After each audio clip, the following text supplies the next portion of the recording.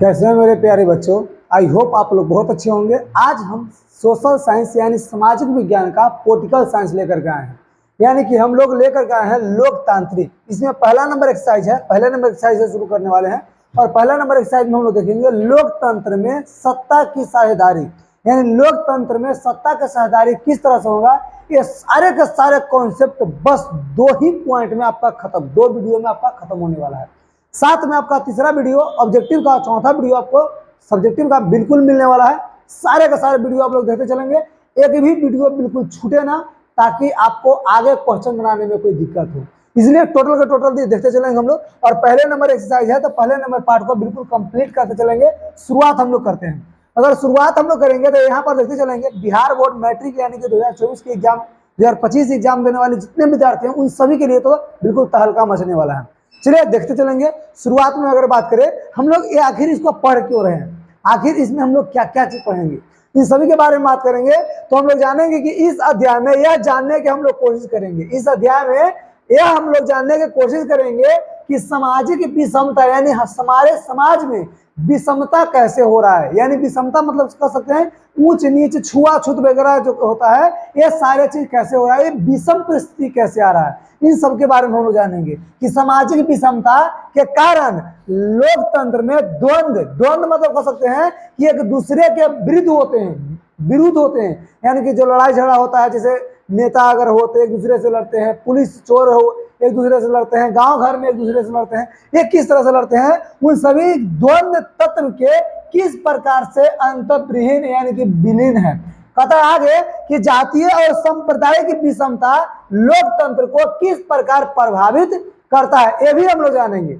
आगे अगर बात करें तो लिंग भेद के आधार पर लोकतांत्रिक व्यवहार में किस तरह से परिवर्तन होता है, इसके बारे में जानेंगे। और साथ में यह जानेंगे कि किस तरह से लोकतंत्र जो है सारी सामाजिक विषमता, अंतर और असमानताओं के बीच सामंजस्य बैठा करके उसका क्या करता है, सर्वमान्य साधन देने की कोशिश करता है। इन सारी बातों को हम ये पूरे एक्सरसाइज में कंप्लीट करने चलेंगे। और ये हमारा पॉलिटिकल साइंस का पहला एक्सरसाइज है, तो पहले एकदम पूरी तरह से शुरुआत वाला चीज को जैसे जिस तरह से समझिए कि आगे भी आपको समझने में उस तरह से कंपटीशन यानी कोई भी दिक्कत नहीं होगा, कंप्लीट एकदम क्लियर कर चलेंगे। चलिए शुरुआत अगर बात करें तो हम लोग आज जानने वाले हैं लोकतंत्र में द्वंद्ववाद।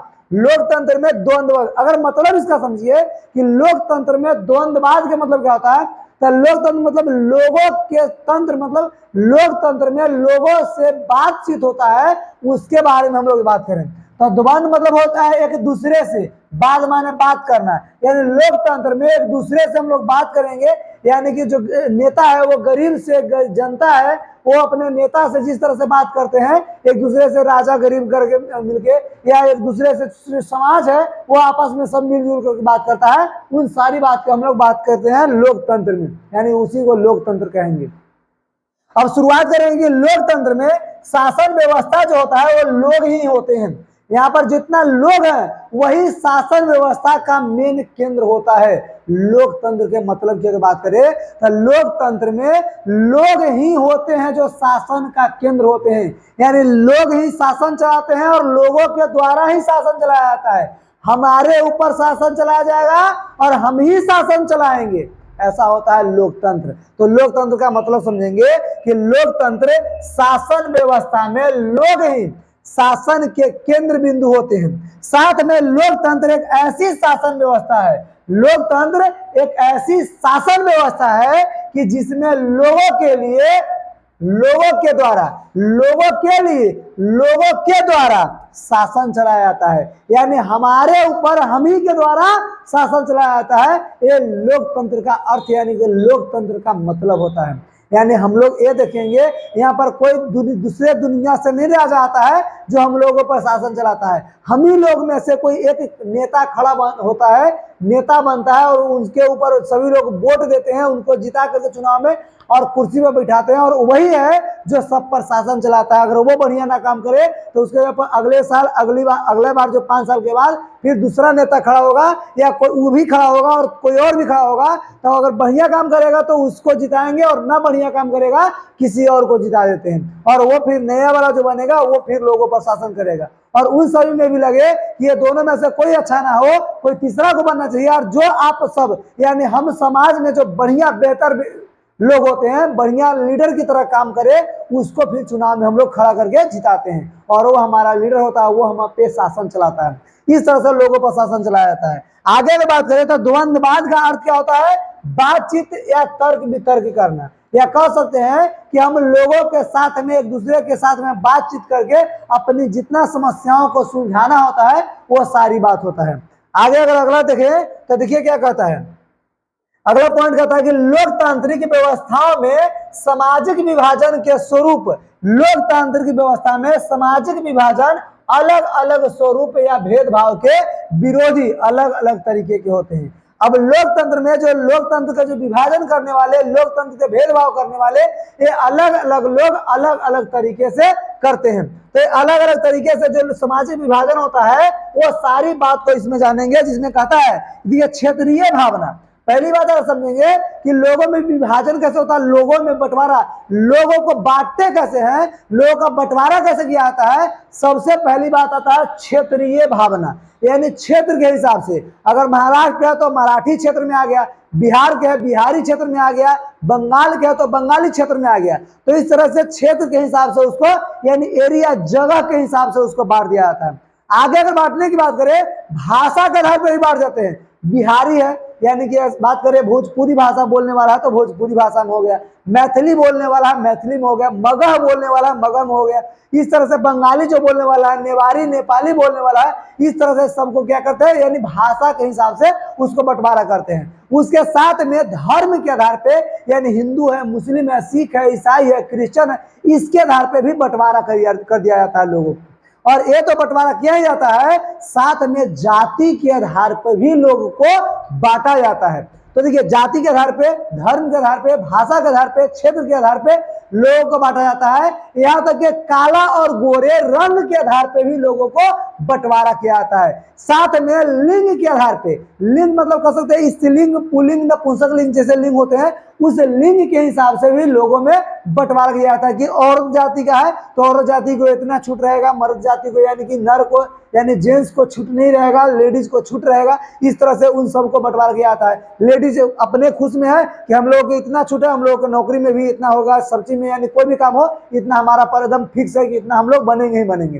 तो इस तरह से उन लोगों का छूट है। तो ये सब जो है इसके आधार पर भी लोगों को बांट दिया जाता है।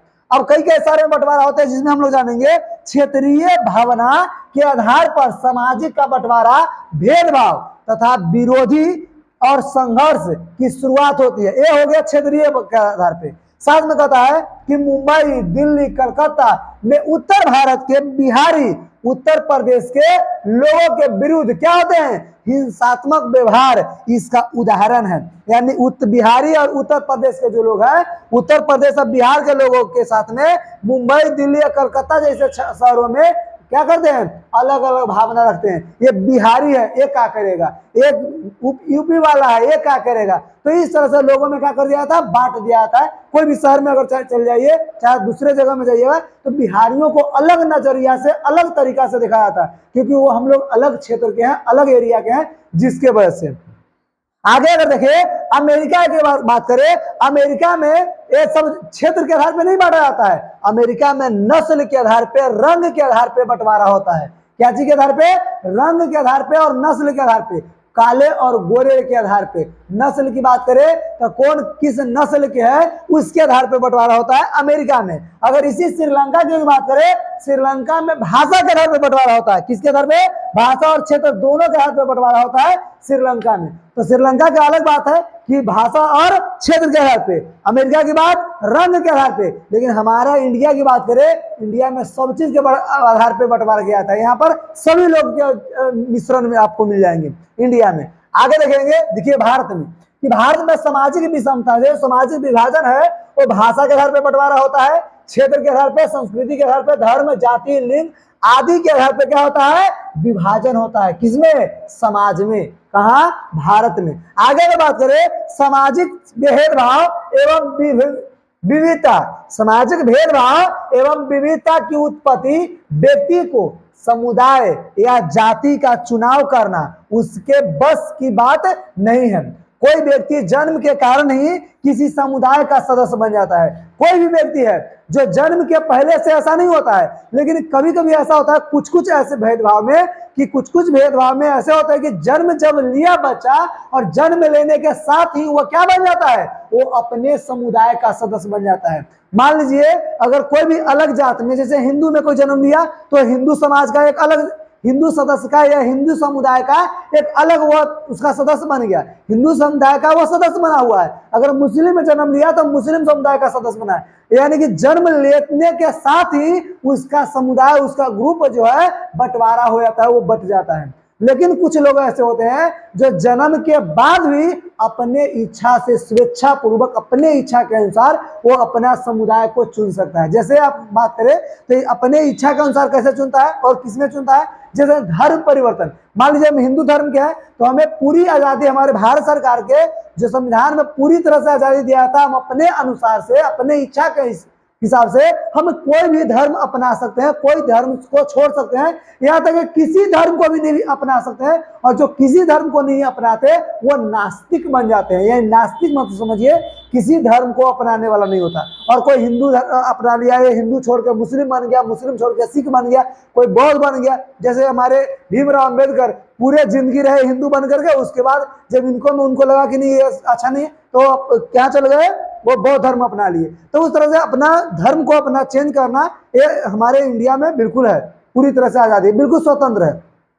तो उसी में बात करता है कि देखिए हमारे सामाजिक भेदभाव में विषमता जो है, इसकी उत्पत्ति समुदाय या जाति के चुनाव करने के बाद जो है कोई व्यक्ति के जन्म के कारण ही वह सदस्य बन जाता है। अब दलित परिवार, जन्म लेने वाला बच्चा जो है उस समूह का सदस्य बन जाता है। जो दलित परिवार में बच्चा जन्म लिया है वो दलित परिवार का ही सदस्य बन जाता है, ना कि वो दलित परिवार में जन्म लिया है उसको अगर इच्छा हो कि नहीं हम बनेंगे बड़का आदमी में बने, या स्वर्ण जो कह सकते हैं कि जनरल कास्ट कह सकते हैं, कि उच्च वर्ग वाले में कह सकते हैं कि उच्च वर्ग वाले में हम अगर स्थानांतरण कर सकते हैं, तो वो नहीं कर सकता, वो दलित वर्ग में रह जाएगा। तो इस तरह से जन्म के साथ ही वो इसका सदस्य चुन लिया जाता है। साथ में कहता है कि स्त्री पुरुष जन्म लिया वो पता चल जाता है कि भाई स्त्री की जाति में है या पुरुष जाति में है। साथ में काला हो गोरा हो ये भी पता चल जाता है, लंबा है नाटा है, ये तो जन्म के बाद जब बड़ा होगा तब पता चलेगा कि ये लंबा होगा कि नाटा होगा या छोटा बौना रह जाएगा, कैसा रह जाएगा, ये जन्म के बाद पता चलता है। तो जन्म के साथ ही आपको सारी बात पता चलता है। आगे की ओर बात करें तो ये देखेंगे कि सामाजिक विभाजन जो है ये जन्म पर आधारित नहीं होते। ऐसा नहीं कि सब चीज में सामाजिक विभाजन होता है, जन्म के आधारित ही होता है, जन्म हुआ उसका विभाजन हो गया, ऐसा नहीं। कभी कभी ऐसा होता है जो अपने इच्छा के अनुसार, जिसको हम बोले कि हिंदू से मुस्लिम बन गया, अपना धर्म परिवर्तन कर रहा था, उस हिसाब से कहता कि बल्कि कुछ हम अपने इच्छा से भी चुनते हैं। जैसे कोई एक व्यक्ति अपने इच्छा से धर्म परिवर्तन कर सकता है, और कुछ व्यक्ति ऐसे जो होते हैं जो नास्तिक बन जाता है। नास्तिक मतलब कोई धर्म को ना मानने वाला नास्तिक होता है, और कोई एक धर्म से दूसरे धर्म में परिवर्तन कर लिया, वो अपना धर्म दूसरा परिवर्तन कर सकता है। आगे की बात करें तो एक ही परिवार के कई लोग किसान हो, सरकारी सेवक हो या व्यापारी हो, वकील आदि पेशा अपनाते हैं। मान लीजिए कोई एक ही घर में 4 व्यक्ति है, चारों व्यक्ति में कोई डॉक्टर बन गया, कोई इंजीनियर बन गया, कोई वकील बन गया, कोई किसान बन गया। इस तरह से सब अलग अलग धर्म, अलग अलग पेशा या रोजगार कर सकते हैं कि अलग अलग पेशा वो अपना लिया। तो अलग अलग पेशा रोजगार जब अपना लिया तो उसके कारण उनका समुदाय अलग हो जाता है, उसके कारण उसका समुदाय जो है वो अलग हो गया। यानी जो डॉक्टर है वो डॉक्टर वाला ग्रुप में रहेगा, जो किसान है वो किसान वाला ग्रुप में रहेगा। किसान की अगर लड़ाई हो ना, किसान जाएगा, ना कि डॉक्टर उसके लिए लड़ने जाएगा। अगर डॉक्टर के लिए कहीं पर लड़ाई हो जाए तो वहां पर लड़ाई लड़ने के लिए कौन जाएगा, डॉक्टर जाएगा, ना कि उसके साथ में इंजीनियर साथ देगा। ऐसा नहीं है, इंजीनियर के साथ में तो सब अपने अपने पेशा के आधार पे वो अपना अपना ग्रुप में बट जाता है। एक ही परिवार में 4 लोग 4 ग्रुप में बट गए। और जो अगर घर में है, अगर घर की बात हो तो फिर चारों मिल करके, चाहे डॉक्टर हो, इंजीनियर हो, वकील हो या किसान हो, कोई भी जाति का हो, लेकिन कोई भी मतलब अति ग्रुप का हो, लेकिन सारे के सारे अगर घर की बात हो तो सारे मिल जाते हैं। और अगर समुदाय की बात हो तो अपने में चारों को चारों अपने में वापस में बढ़ जाते हैं, हिगड़ जाते हैं। वही कहता है कि उनका उसके कारण ही वे अलग हो जाते हैं तथा समुदाय के हित मतलब अपने घर की बात हो तो अपने घर के हित की बात हो। भला हित माने भलाई होता है, याद रखेंगे, भलाई। भलाई की बात हो तो भलाई के साधना एक दूसरे के विपरीत हो सकती है, यानी कि एक दूसरे से लड़वा भी सकता है घर की बात में, या दोनों को अलग भी कर सकता है ना, लड़वा के अलग कर सकता है या दोनों के आपस में मिला करके एकजुट में बंधे रह सकता है, तो दोनों काम होता है। आगे समझेंगे। अगला पॉइंट देखिए क्या कहता है कि सामाजिक विभिन्नता जो है, सामाजिक विभिन्नता और सामाजिक विभाजन। सामाजिक विभिन्नता, विभिन्नता मतलब समाज को अलग अलग होना, और सामाजिक विभाजन मतलब समाज को अलग अलग कर देना। ये विभिन्नता मतलब अलग अलग है और ये विभिन्नता मतलब अलग अलग बांट दिया गया है। कहता दोनों में अंतर कोई आवश्यक नहीं है। ऐसा नहीं कि कोई दोनों में अंतर होगा ही होगा, कोई जरूरी नहीं है, अलग हो भी सकता है और अलग ना भी हो सकता है। कहता है कि सभी सामाजिक विभिन्नता जो है वो सामाजिक विभाजन का आधार होता है। संभव हो यानी कि ऐसा हो सकता है कि विभिन्न समुदाय के विचार विभिन्न हो सकते हैं परंतु हित समान होगा। कहता है कि विभिन्न समुदाय के जो लोग हैं उनका विचार भिन्न हो सकता है, विचार अलग अलग हो सकता है, लेकिन उसका हित मतलब भलाई जो की बात करें तो वो भलाई के लिए वो दो समान होता है, यानी सब अपने अपने भलाई के लिए ही काम करते हैं तो भलाई समान होगा। जैसे मुंबई में मराठी लोग जो है, मुंबई महाराष्ट्र में रहते हैं मराठी लोग, तो महाराष्ट्र यानी कि मुंबई में मराठी लोग हैं और वो अपने हिंसा के शिकार के लिए, कहता कि व्यक्तियों की जाति भिन्न थी।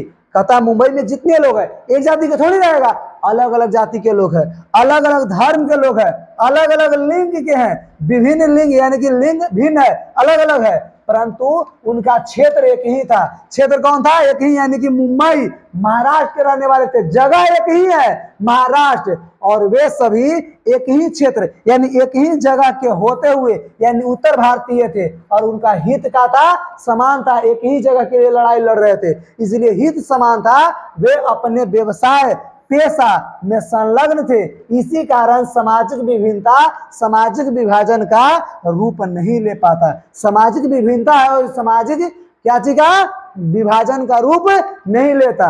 आगे कहता है सामाजिक विभिन्नता का अर्थ है, सामाजिक विभिन्नता का अर्थ है क्या कि वे एक समूह के लोग अपने जाति धर्म भाषा सभ्यता के कारण भिन्न भिन्न होते हैं। सामाजिक विभिन्नता का मतलब क्या होता है कि वे एक ही समूह के लोग अलग अलग जाति के, अलग अलग धर्म के, अलग अलग भाषा के और अलग अलग सभ्यता के लोग हो सकते हैं, यही इसका कारण होता है। क्लियर? चलिए आगे अगर बढ़े हम लोग तो ये देखते चलेंगे कि सामाजिक विभाजन एवं विभिन्नता, सामाजिक विभाजन एवं विभिन्नता में बहुत बड़ा अंतर है। बहुत बड़ा अंतर क्या है कि सामाजिक विभाजन तब होता है जब कुछ सामाजिक अंतर दूसरी अनेक विभिन्नताओं से ऊपर और बड़े हो जाते हैं। स्वर्ण दलितों के एक अंतर समाज क्या है? एक सामाजिक विभाजन है। स्वर्ण मतलब कह सकते हैं कि अमीर है, अमीर लोग है ना, पूंजीपति लोग, करोड़पति लोग कह सकते हैं, ये अमीरों की बात करें। और दलित मतलब होता है बाबू गरीब, यानी नीच जाति के, निम्न वर्ग के लोग होते हैं, उच्च वर्ग के लोग यानी अमीर जाति के लोग हैं, और ये गरीब जाति के लोग यानी दलित वर्ग है। तो ये कहता है कि स्वर्णों और दलितों का अंतर जो है एक सामाजिक विभाजन है। ये समाज का विभाजन किया है क्योंकि दलित संपूर्ण देश में आमतौर पर गरीब रहते हैं। दलित है पूरे देश में आमतौर पे जेनुअली है, ये गरीब होते हैं, वंचित होते हैं, यानी हर एक साधन से वंचित होते हैं। इनके पास हर एक टोटल साधन इनके पास नहीं मौजूद होते, साथ में बेसहारा है, भेदभाव का शिकार है। जबकि स्वर्ण मतलब अमीर करोड़पति उच्च वर्ग के लोग हैं आमतौर पे, यानी कि ज्यादातर लोग ऐसे होते हैं जो सभी चीज से संपन्न होते हैं, यानी हर एक सुविधा जो हो वो हर एक सुविधा इनके पास बिल्कुल मौजूद होता है, सुविधा युक्त मतलब हर सुविधा से इनके पास भरा पूरा रहता है। कौन? अमीर लोग। और गरीब लोग जो दलित लोग होते हैं वो सारे सुविधा से वंचित होते हैं और गरीब होके गरीब रहते हैं, बेसहारा भी होते हैं। अर्थात गरीब को यह महसूस होने लगता है, गरीब अपने आप में महसूस करने लगते हैं कि वे दूसरे धर्म से, वे दूसरे जाति से क्या है, दूसरे समाज से वे भिन्न हैं। कहता है कि दूसरे समुदाय के हैं, कहते उनको महसूस होने लगता है कि हम अलग समुदाय के हैं। जब एक तरह के सामाजिक अंतर और अन्य अंतरों से ज्यादा महत्वपूर्ण बन जाता है, एक अंतर बहुत ज्यादा महत्वपूर्ण और एक अंतर बहुत निम्न महत्वपूर्ण बन जाता है, तब यहाँ पर बात होता है। पता है कि लोगों को यह महसूस होने लगता है कि वे दूसरे समुदाय के हैं और इससे सामाजिक विभाजन की स्थिति पैदा होती है। इससे सामाजिक विभाजन का क्या होती है, स्थिति पैदा होती है। अमेरिका में श्वेत और अश्वेत का अंतर सामाजिक विभाजन है। अमेरिका में श्वेत माने सफेद और अश्वेत मतलब काला, यानी गोरे और काले लोगों के लिए रंग के आधार पे वहां पर क्या है, विभाजन है। कहाँ में, अमेरिका में। अमेरिका में रंग के आधार पर विभाजन है, काले और गोरे लोग। और बताए कि श्रीलंका में क्या चीज है, भाषा और क्षेत्र के आधार पर विभाजन होता है। लेकिन इंडिया की बात करें, इंडिया में हर तरह से विभाजन होता है, यानी सब चीज में विभाजन होता है। धर्म हो, जाति हो, भाषा हो, क्षेत्र हो, किसी भी बात की बात करें, सब चीज में विभाजन होता है। चलिए आगे देखेंगे। सामाजिक विभाजन में जाति, राजनीतिक में सामाजिक विभाजन के सकारात्मक और नकारात्मक दोनों पहलू की महत्व होता है। सुनिए यहाँ पर, सामाजिक विभाजन में जाति और राजनीति की बात करें, सामाजिक विभाजन में जाति, राजनीति में सामाजिक विभाजन के सकारात्मक और नकारात्मक दोनों पहलू के महत्व होता है। अगर जाति में बंटवारा हो गया, उससे क्या दिक्कत है, सकारात्मक या नकारात्मक, यानी अपने भलाई के लिए और अपने विरोधी के लिए, दोनों के लिए महत्वपूर्ण बात रहता है।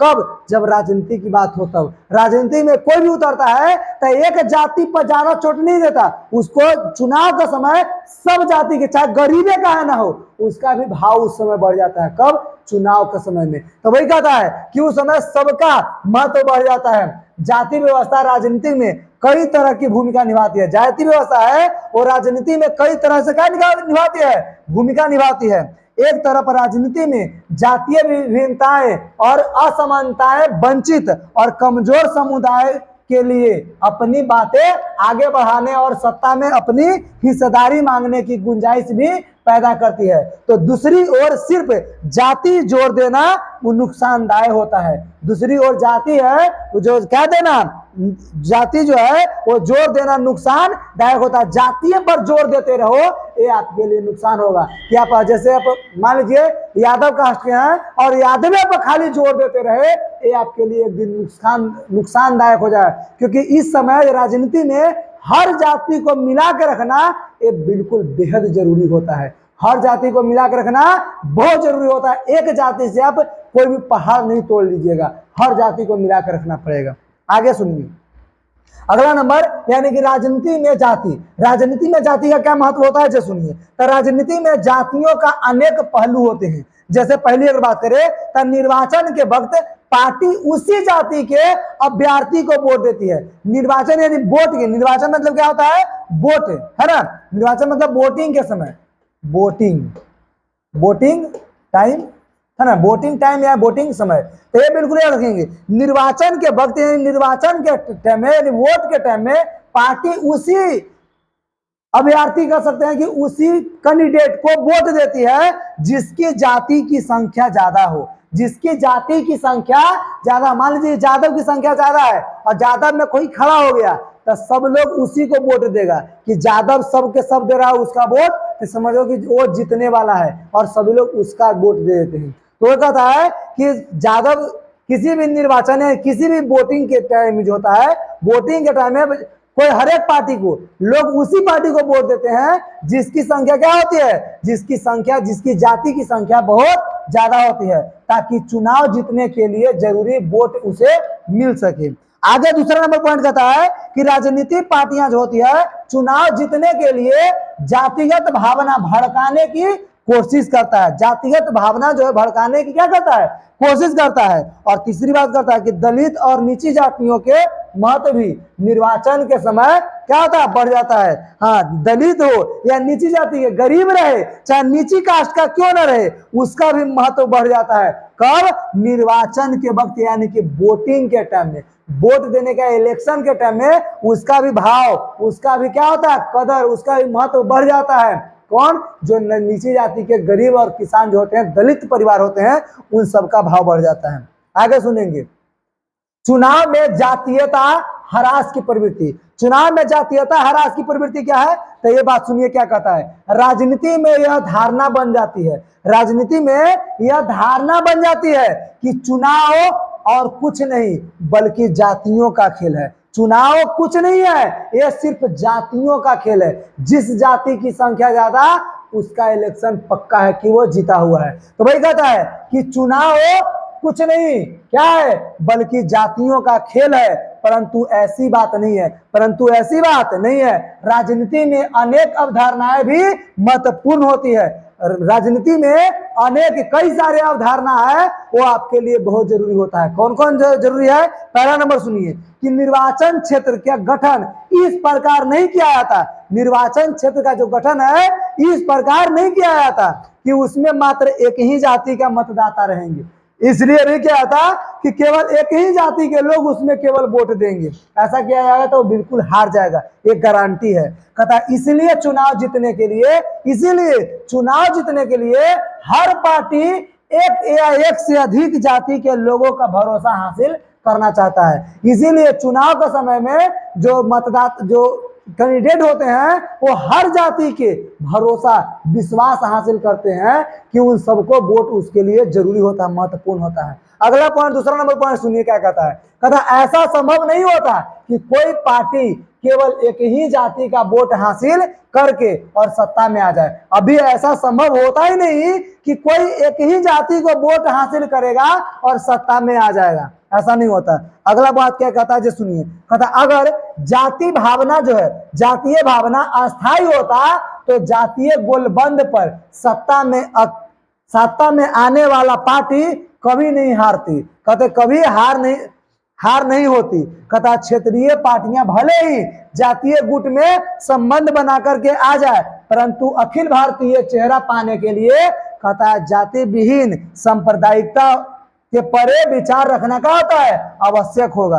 एक कहता है जो सुनिए, कहता है कि अगर जातीय भावना का अस्थायी होता है, जातीय भावना का होता है अस्थायी होता है, तो भले क्षेत्रीय यानी छोटे छोटे इलाका के जो जात है ज्यादा है, जात अगर मान लीजिए यादव के यहाँ ज्यादा है, अगर दूसरे जगह की बात करें तो वहां पर एक कास्ट ज्यादा है, वहां पर एक कास्ट ज्यादा है, तो वहां पर आप एक जाति को या एक दो जाति को आप मिला करके चुनाव भले जीत सकते हैं, लेकिन अखिल भारतीय यानी पूरे देश में अगर जीत हासिल करना है तो एक जाति पर आप चोट दीजिएगा, एक जाति को आप विश्वास दिलाइएगा या विश्वास जीते हुए रहिएगा, तो आप कभी भी पूरे देश का राजा नहीं बन सकते, देश को शासन नहीं चला सकते। समझिए कि आपको पूरे जाति को मिला कर रखना पड़ेगा। एक क्षेत्र के लिए आप जाति हासिल कर सकते हैं, वो उसका विश्वास हासिल कर लीजिएगा, जीत जाइएगा, वो तो कोई दिक्कत नहीं है, लेकिन पूरे देश के लिए आपको अनंत यानी कि सारे के सारे जाति को, धर्म को, भाषा को, सबको अपनाना बिल्कुल जरूरी होता है। अगला कहता है कि ऊपर लिखे हुए जितना जो हम लोग 3 पॉइंट देखे, ऊपर लिखे गए सारी बातों से ये पता चलता है, स्पष्ट होता है कि राजनीति में जाति की महत्वपूर्ण भूमिका होती है। राजनीति में जाति की महत्वपूर्ण यानी कि मेन भूमिका होती है, परंतु दूसरे कारक भी असरदार होता है। अलग अलग कारक भी, अलग अलग जात भी, अलग अलग कारण भी असरदार यानी कि मेन जरूरी होता है हमारे क्या करने के लिए, यानी जीतने के लिए, नेता बनने के लिए। क्लियर? चलिए थैंक यू, आज के लिए इतना ही। अगले दिन के क्लास जो होगा ये अगले दिन का क्लास हम लोग अगला दिन देखेंगे और ये सेकंड पार्ट में पूरी तरह से आपको समझाने का प्रयास करेंगे। Thank you. अगर किसी को छूटा हुआ हो तो कमेंट में बिल्कुल जरूर रिप्लाई करेंगे और जितना ज्यादा हो शेयर करें, सब्सक्राइब करें और कमेंट करेंगे। Thank you.